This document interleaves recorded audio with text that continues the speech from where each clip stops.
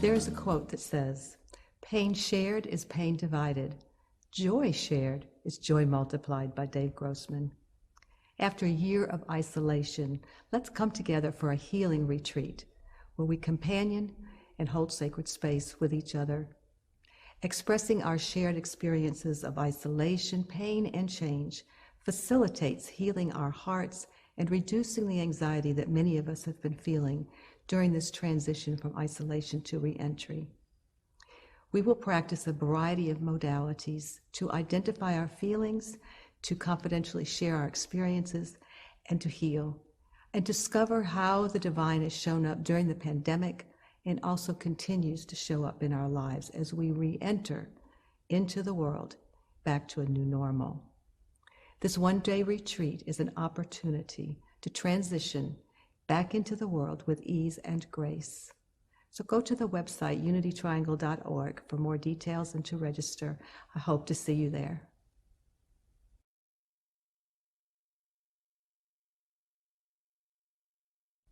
If you are looking for deep, transformational spiritual growth, you may want to consider our volunteer prayer chaplain program.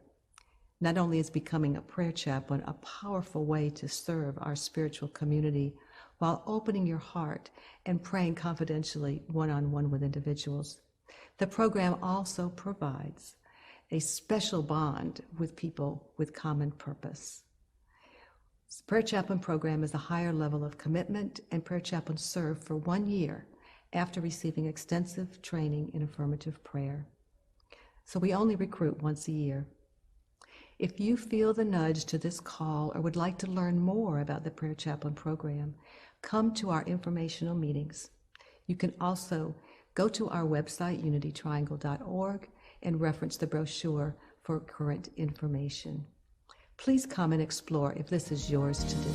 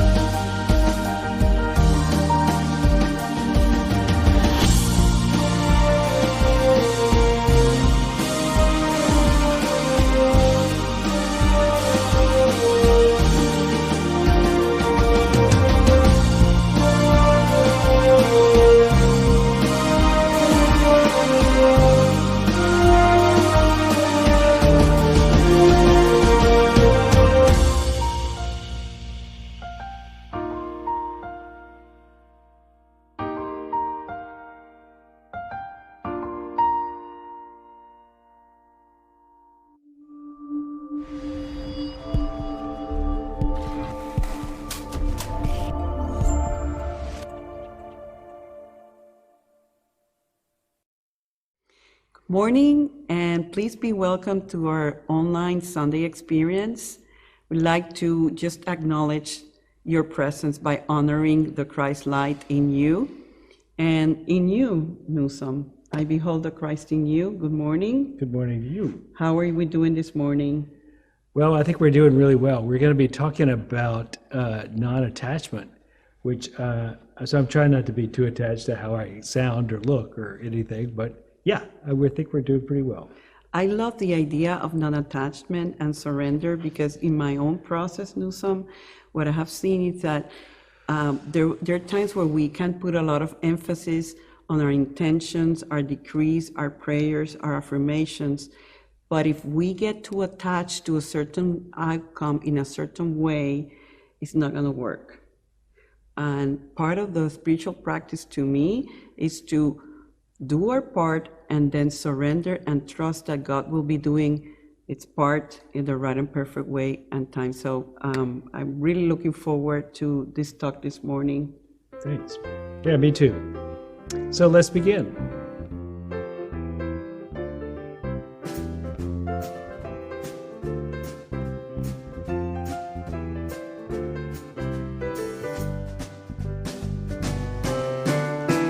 Slow down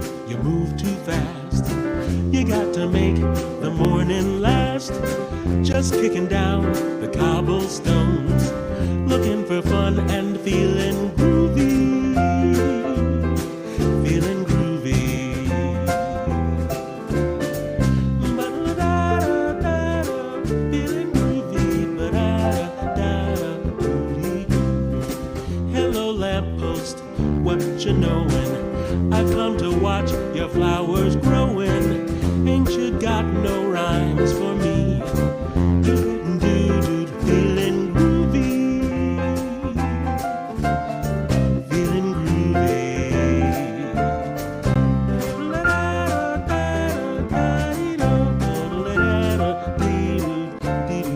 Got no deeds to do, no promises to keep. I'm dappled and drowsy, ready for sleep. Let the morning time drop all its petals on me. Life, I love you, feeling groovy, feeling groovy.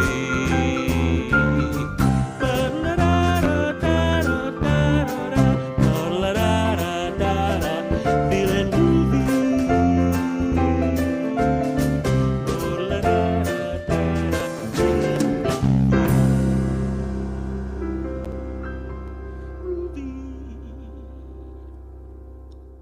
Prayer ministry prays over the prayers placed in this prayer box. So if you would like to be a part of this prayer ministry through the Prayer Chaplain program, visit our website for more information. So now let us pray.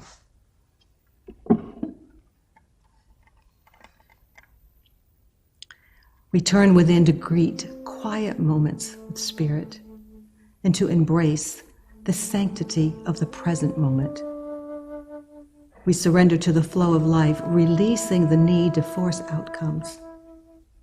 As we acquiesce to divine will, all worry, frustrations, or anything that prevents our life force from being fully alive falls away.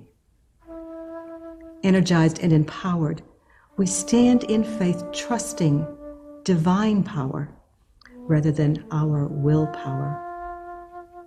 We find respite in the truth of our being, that as a child of God, infinite possibilities are always available to us through the divine.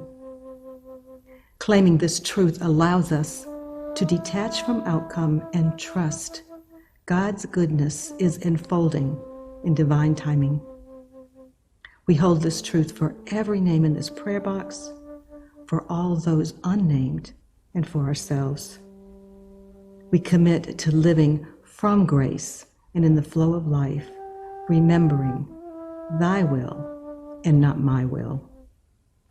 With gratitude for these intentions, we rest in the assurance that all is well through Spirit, and so we let it be. Amen.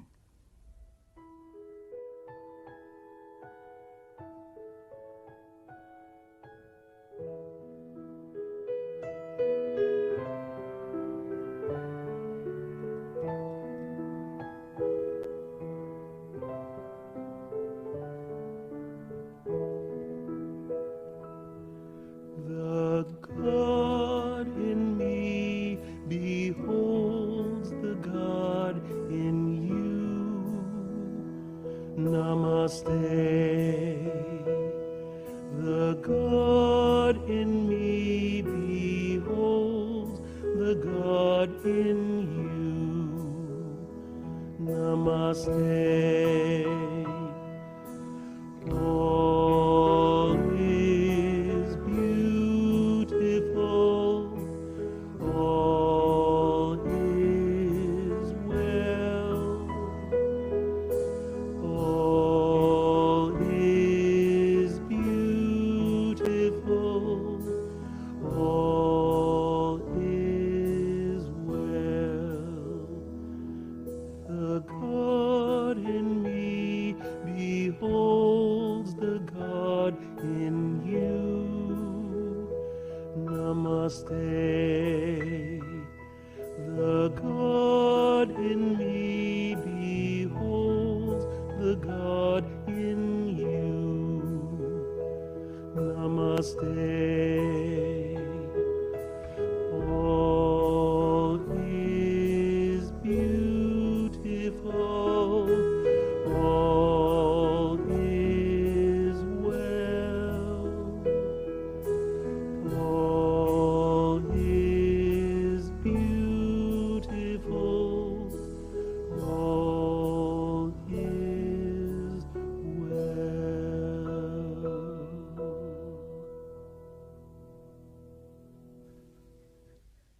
As we begin to meditate, we're going to take ourselves more deeply by letting the body adjust and get relaxed. So let's do that.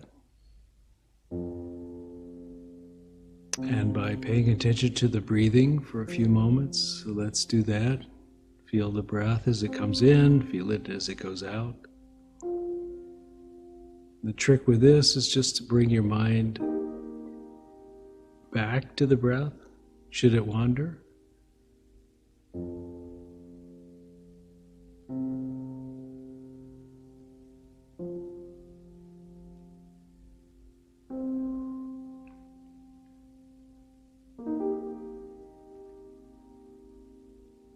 And now let the breath also be focused in the heart so the heart can open.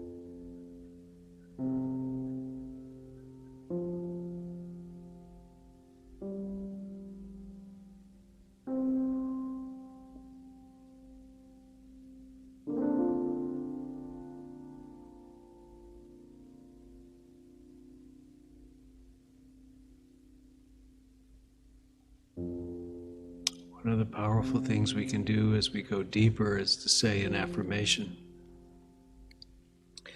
So I invite you to think, feel, and quietly or silently say these words with me. I am enough unto myself. I am enough unto myself. I am enough unto myself.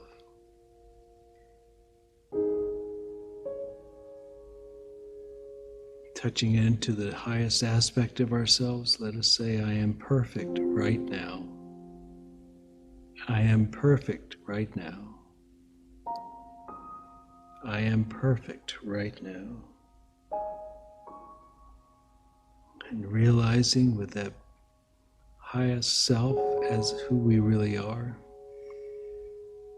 I am where I need to be. I am where I need to be. I am where I need to be.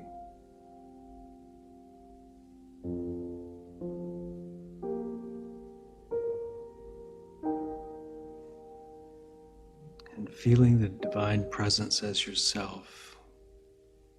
I am wholeness infinite.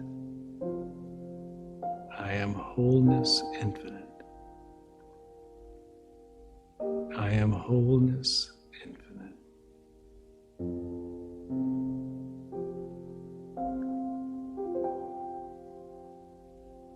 Let those words sink in.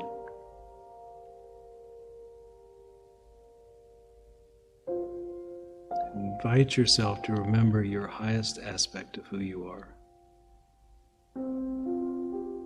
And say your own words.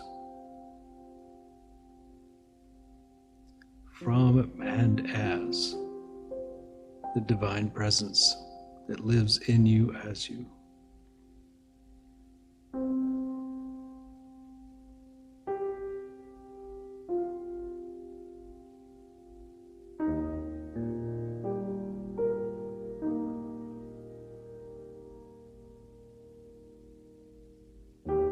You say these words not to make it so, but to realize it is already so.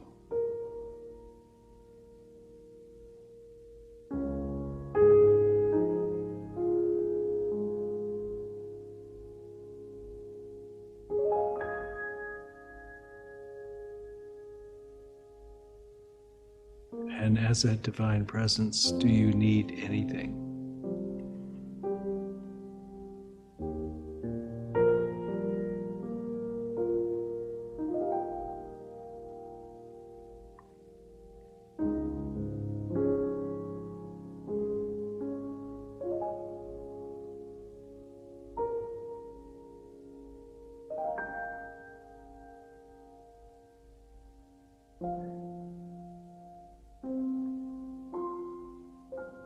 Now let us bring our attention again to the breath.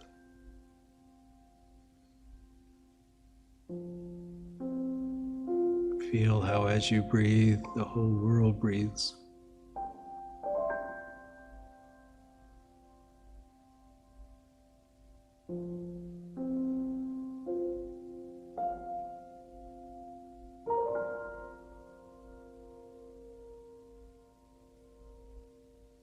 Feel how you're floating on this sea of breath, rising with each breath, coming down with each exhale.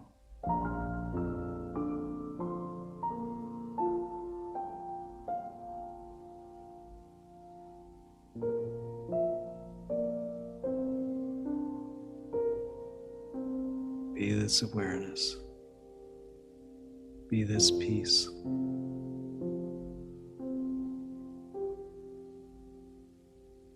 And let us sit together in holy silence.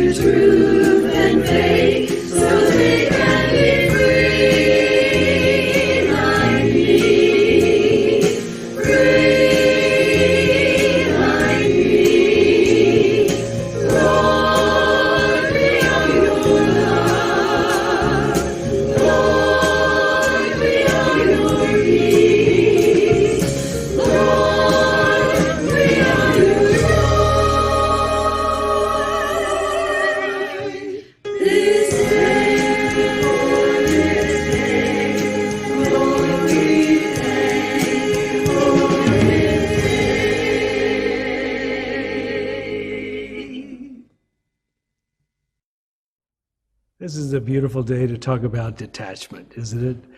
To live in a world as we do with so much beauty and everything, and yet to realize that if we are attached to any one particular thing or things, that what will happen is that we will be drawn away from our center, and taken away from our center, we will begin to lose our spiritual identity, and that which we wish to possess will now possess us. So we're moving into the awareness today about the importance of detachment. And let me start off first by saying detachment does not mean a few things. It doesn't mean you have to become a monk, shave your head, give away all your possessions, and eat rice from a bowl for the rest of your life. It could be that even a more difficult and even perhaps a more rewarding path than being a monk, which is a good path, I must say. And it's not for everybody, but if it happens to be your path, then by all means take it. But the householder path, the path of living with others in a committed life where you have responsibilities in the world and you're also on your spiritual journey, this is the path of the householder. And in that path, you don't necessarily get rid of everything, but the trick is not to be attached. You still can have stuff, you can still have relationships, you can still have responsibilities in the world, you can still have a career. But the trick is to know how to place it in such a way that you still maintain the authority of your own life and you don't let anything rule you. I think for those of us who are control freaks, yeah, so to speak, which I'm not sure that's such a bad thing altogether, but those of us who like to manage their life, we lose control of our lives when we let something be so important that we cannot keep our mind clear, we cannot keep discernment active, when we lose our center and we lust or strive excessively for, or feel as though we could not be happy without, or in some ways we are lost when we feel like we are losing it. That is the attachment we're trying to break. Earlier we talked about discernment. And part of the process of being wise with detachment is to be able to discern what it is we're attached to and why. And when we can do that, and that comes with contemplation, of course, that comes with paying attention, it comes with a clear mind that is coming from a healthy body and a healthy mind, practices of eating well, being in nature, exercising properly, breathing deeply, reading spiritual books. When our mind becomes clear, it's easier to detach because we can see why we have chosen it.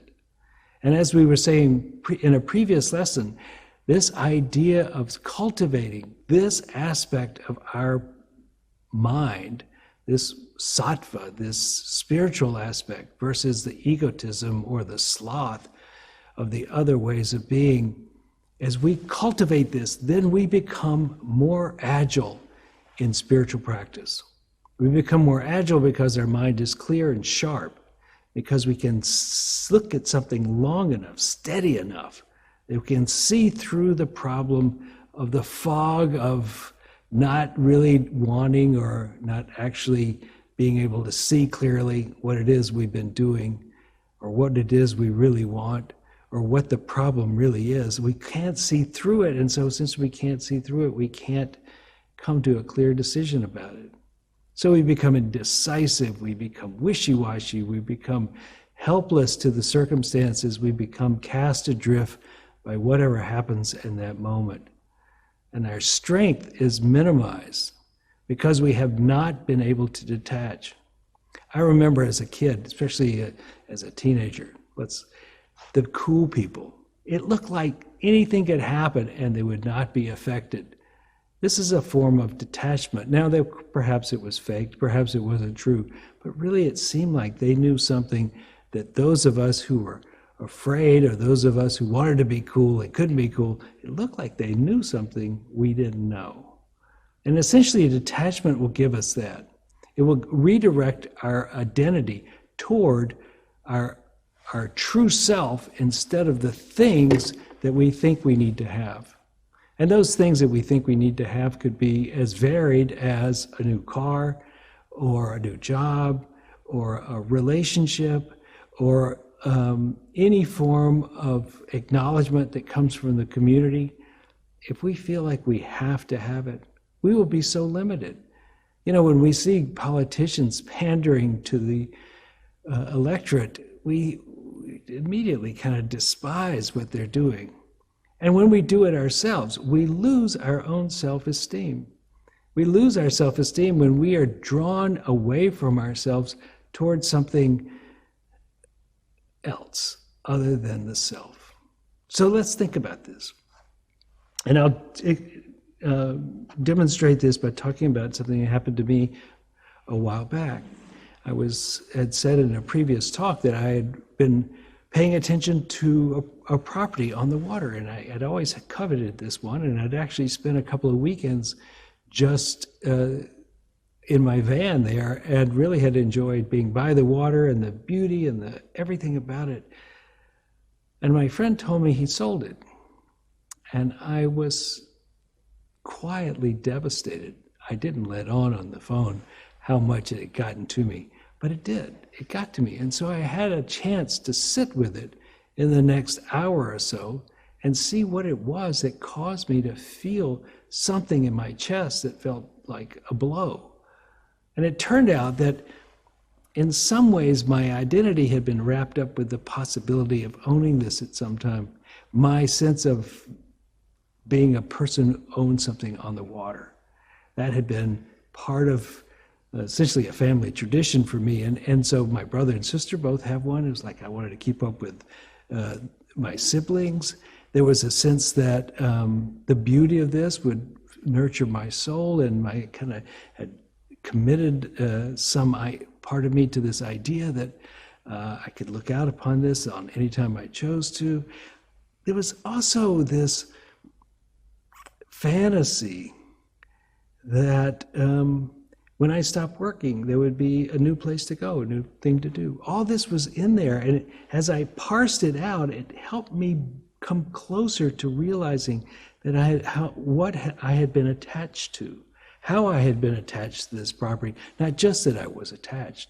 And while I was willing and able to feel the feelings, I was also willing to see the thought process that had caused those feelings to come about. And in so doing, I realized that this had been a substitute for resting in the self, resting in the pure awareness of who I really am. And so something had seemed like an answer to the problems of belonging and being adequate and being in beauty and being fulfilled. It was as though that would do that for me, when in fact it's just a piece of property. And the place of true fulfillment, the deeper place of fulfillment for those who are on the spiritual path, is not in a piece of property or in a boat or a particular person or anything. It's not in successes. It happens to be in surrendering into this, surrendering the ego, I guess, really, into this deeper place inside us, where we don't always get what we want. We don't always have the things in the outer that affirm us on an ego basis, that don't necessarily affirm our expectations. Those things, they can be missing, and yet we can be in a happier, deeper, richer place because we are not attached to them. Now, if we're not attached, we can also have them. We can have the pleasure of them, but we can have the loss of it. And if we're not spiritually bypassing, we will probably feel experiences of gain and loss, of joy and sadness. We'll feel that. But if we're in a detached mode, we can even have those experiences, those emotions, and still not be controlled by them. The freedom and the sense of happiness that comes with knowing who we really are can still persist even as we have the wins and losses and the emotions that go with it. And that is the real benefit of detachment. When you begin to get clear on how to detach, it allows your mind to gravitate toward that which is higher rather than what is the object of desire. Richard Rohr is a writer. He's a Catholic, Franciscan. And he's very articulate and wonderful, but I've been reading a book of his, and it's just a little fuzzy. And essentially what it is he's talking about the first half of life and the second half of life. And in the first half of life, we're so busy trying to get, do, and accomplish. And we're trying to follow the rules. We're trying to be that person who wins at the game of life. And that goes on, and for some people, they never get out of it. But in the second half of life, we begin to essentially detach from that. And we become ready to see that our commonality with other people. We're less prone to judgmentalism about other people. We recognize that in many ways we have been like those other people. We are, at our core, whether we've acted it out, we have felt or wanted to do what they have done. And in so doing, in many ways, we have made room for other people.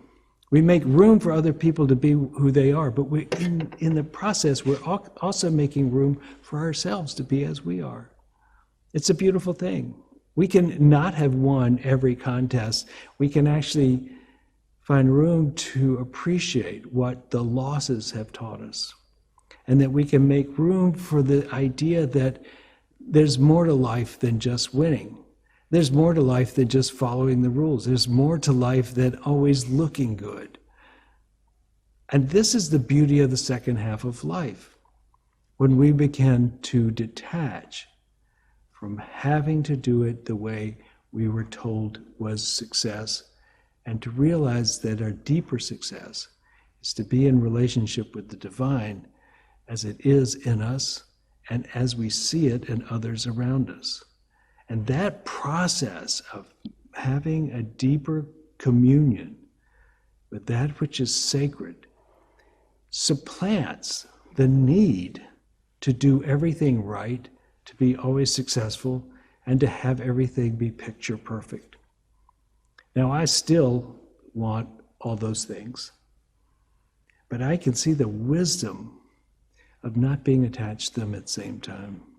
I can see the wisdom that as I allow things to be imperfect, that I could retain more of my attention on that which is eternal and holy within me and within other people.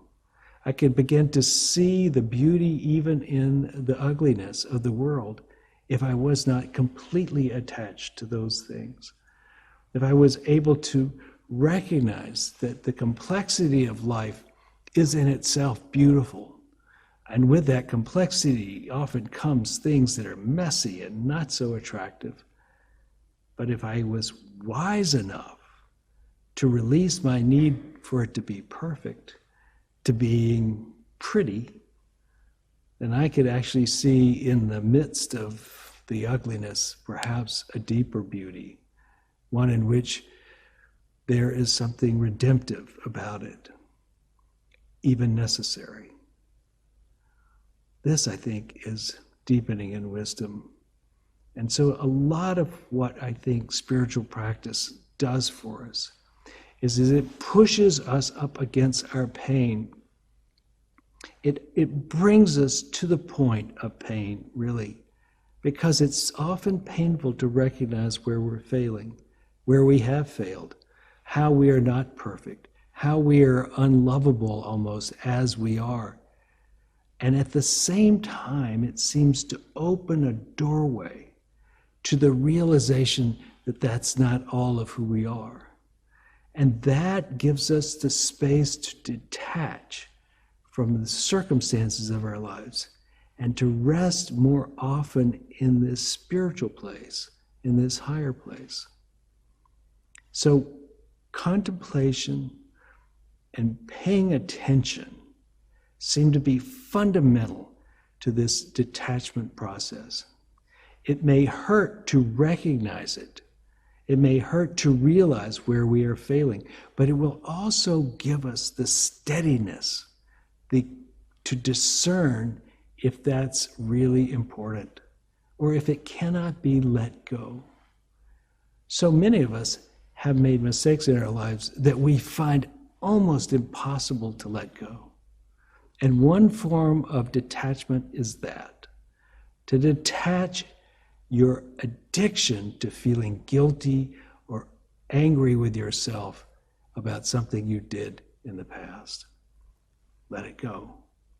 Let that go for yourself. Let the other person's thing, whatever they did, let that go as well. Detach from being addicted to bringing your mind back to that painful situation and holding it so tight that it still affects you. Release it. Now, of course, you may feel guilt and stuff like that, and sometimes that's even appropriate, but there is a time and a place for that.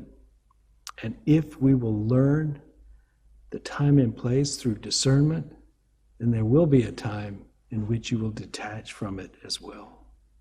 So this is the process of opening to the divine, letting go of our attachments at this level so that we might rise above it to a higher level and experience that which is steady that which is calm and beautiful, that which is bliss in itself, that knows itself to be complete and full. And so in no way could it be attached to anything because it needs nothing. Now, wouldn't that make you the coolest person at the party? To be that person who knows that? People can be doing whatever they're doing. You could be the least popular person there even. And yet you would know that you're okay. And in some ways, for those of us who like to control the situation, it is the ultimate in control, to rest in the divine and not be obsessed by what the things that happen on this plane are. I still think it's beautiful to go for something with gusto and earnestness, to play hard, to play to win, but to play with the knowing that it's not you, it's just what you're doing. And you're doing it for the fun of it, or for the experience, or for the betterment of others or something, but you're not completely attached to the outcome. The process of doing it is enough. This is a beautiful way to live, and it's a fine line to be on that path exactly. And so, of course, you'll fall off on either side, too detached or too attached. But holding the razor's edge is quite tricky. So one thing you'll have to learn is how to discern when to give yourself a hard time and when to lighten up. And in so doing, it makes it easier to stand on that razor's edge. So let's be happy with this day, just as it is. Be happy with ourselves as we are. Make improvements as we can, but do not be attached to all the things that entice us to give our freedom to. Let's hold our freedom to ourselves. Let's hold our minds on the divine. Let's be honest, make corrections, but let's also learn discernment and detachment. These will be helpful on the path. Let's do a meditation. So as we meditate, let's move into a still place within ourselves. Let the body and the mind quiet. Let the breath be deep and full, and let it hold your attention for a few minutes.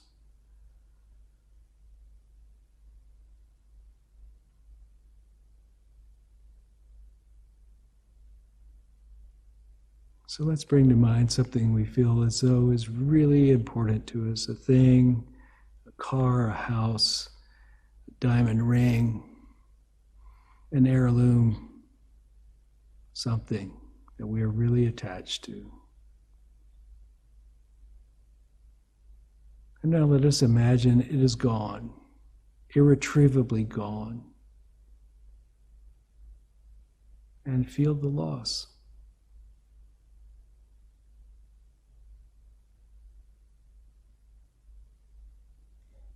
And now also feel the self that is still here, that did not leave when that left, that is poised, that is happy, and it's peaceful. Feel that.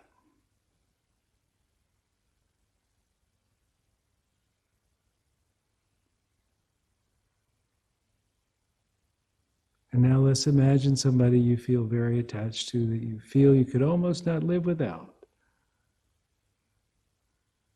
And imagine them gone, separated forever.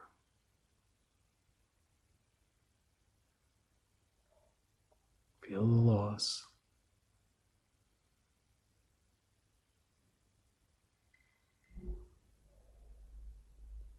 And feel what is still there. The you that is not lost in that process. The one that is steady. The one that is peaceful. The one that sees. and feel that.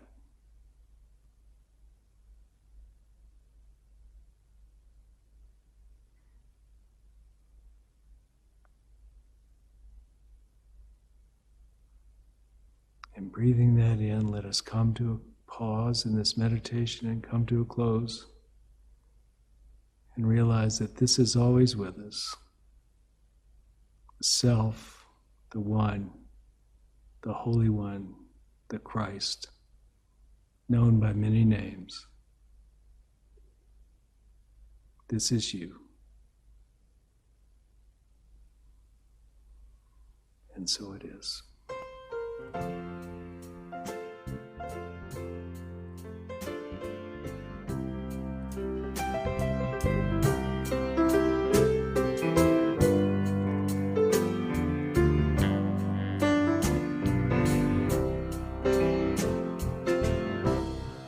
When I was just a little boy, I asked my mother, what will I be? Will I be handsome? Will I be rich? Here's what she said to me. Hey, Sera, Sera, whatever will be, will be. The future's never ours to see. Hey, Sera. I grew up and fell in love. I asked my lover, what will we be? Will we be happy? Will we be rich? They told me faithfully, yes,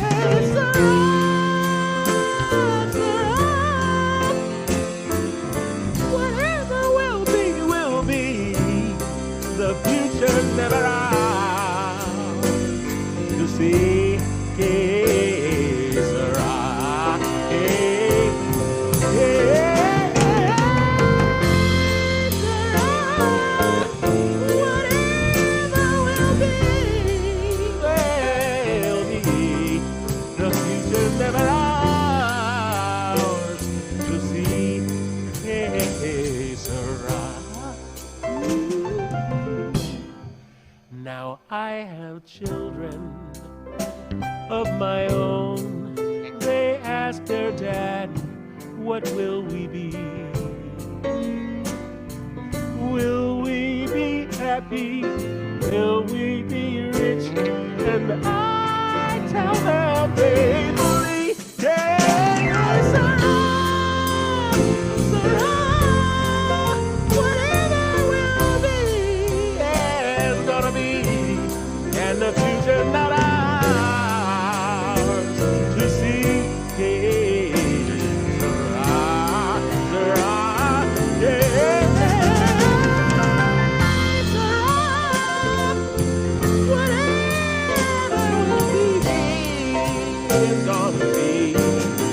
The future not ours to see.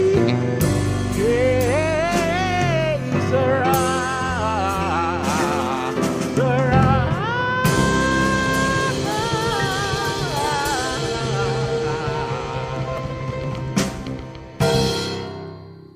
I truly felt like coming in and bumping into Neusom and clapping. I'm sure that's what you're doing. What a beautiful message and a beautiful meditation. Thank you so much. We are really blessed to have our senior minister, so much talent and wisdom that he gets to share with us every single Sunday morning. Thank you so much. And thank you, all of you, for being part of the spiritual community. As I was listening to Neusom, some phrase kept resonating in me, which is something that many times as I have been in deep meditation, this phrase comes out, and the phrase is, God is enough. I am enough. And when we experience that fullness of spirit in us, everything else is a complement. But we are fully satisfied when we are in that complete state of union and beauty and connection. Hope it becomes your experience, at least what we aim for. One of my favorite quotes from Jesus is, "Seek ye the kingdom of God first, and everything will be added on to you." Things come by as a byproduct, not that we're forcing into them. We know that we got us, we got God, and that is enough. So I just had to say that regarding the talk. Now we're going to switch into a moment that we get to express our gratitude in a spiritual and material way. Join me in saying, "Divine love as me blesses and multiplies all the good that I am, all the good that I have, all the good that I give, and all the good that I receive." And so it is. Amen. And now, as it is time to say goodbye, we would like to remind everybody that next Sunday, June 20th, Father's Day, not only are we having our 9 o'clock online service, our 11 o'clock online service, and in-person service, but we get to come back in the afternoon and have a summer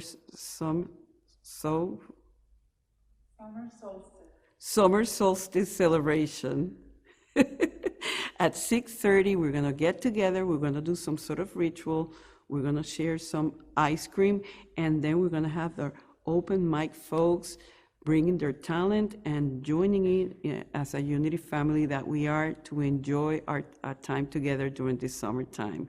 Hope you can make it, and we look forward to seeing you then and seeing you soon.